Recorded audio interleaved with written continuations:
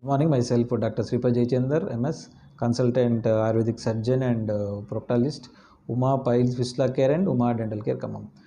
మనం ప్రీవియస్ వీడియోస్లో చాలా మటుకి ఫిస్టులా అంటే ఏంటి, దాని లక్షణాలు ఎలా ఉంటాయి, దాని యొక్క చికిత్సా పద్ధతులు ఎలా ఉంటాయి అనేది మనం చాలా వీడియోస్లో చెప్పడం జరిగింది.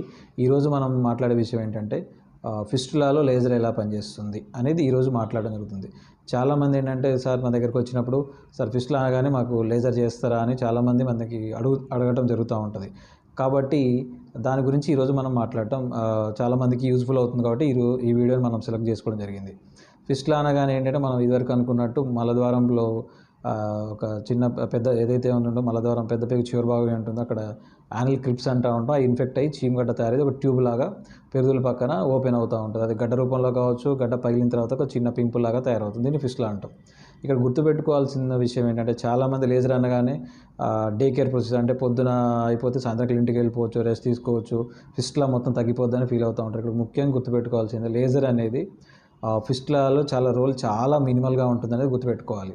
చాలామంది ఏంటంటే సార్ వాళ్ళకి లేజర్ చేశారంట, తగ్గిపోయిందంట, మీరు ఫిస్టులా అంటే కొంచెం టైం ఎక్కువ పడుతుంది అంటున్నారు, ఏంటి తేడా అని అడుగుతూ ఉంటారు.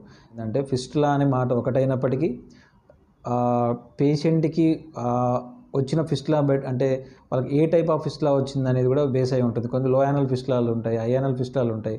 కొంతమందిలో మలద్వారంలో చాలా రంధ్రాలు తయారవుతూ ఉంటాయి, కొంతమందికి రెక్టంలో ఓపెనింగ్స్ ఉంటాయి. దాంతోపాటు కొన్ని సూప్రాలెవేటర్ ఎక్స్టెన్షన్స్ అంటాం. అంటే క్రానిసిటీ వల్ల అనేది మలద్వారం లోపలికి కూడా ఇంకా పెద్ద పేగులో కూడా ఎక్స్టెన్షన్స్ అవుతూ ఉంటాయి అన్నట్టు, ఫిస్టులా దారులు ఏర్పడుతూ ఉంటాయి.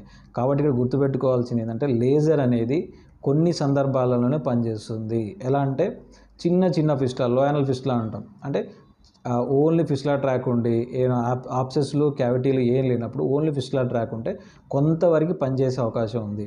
అంతేకాని అది ఎంతవరకు పనిచేస్తుందని చెప్పలేము. బట్ కానీ చాలా మినిమల్గా దాని యొక్క రోల్ అనేది ఫిస్టులాలో లేజర్ రోల్ అనేది ఉంటుంది.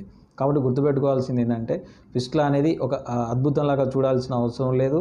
ఇంకోటి ఫిస్టులా టైపుని బట్టి కూడా వాళ్ళకి ఏ ఆప్షన్ అయితే బెటర్ ఉంటుంది, దేంతో చేస్తే బెటర్ ఉంటుంది అనేది కూడా మీ యొక్క ఎవరైతే మీ డాక్టర్ దగ్గరికి వెళ్తారో వాళ్ళు డిసైడ్ చేస్తారు. కానీ సార్ పోయి మాకు లేజర్ చేస్తాను అందరికీ ఒకటే వర్కౌట్ కాదు. లేజర్ అనేది ఫిస్టులాలో చాలా మినిమల్ రోల్ ఉంటుంది అన్నట్టు. అది కూడా చిన్న ఫిస్టులాలోనే పనిచేస్తుంది. కొంతమందికి మల్టిపుల్ ట్రాక్స్ ఉంటాయి, హై యానల్ ఫిస్టులాస్ ఉంటాయి, మనం ఇందాక చెప్పినట్టు ఎక్కువ దారులు, అలాంటి లేజర్ రోల్ అనేది చాలా తక్కువ ఉంటుంది.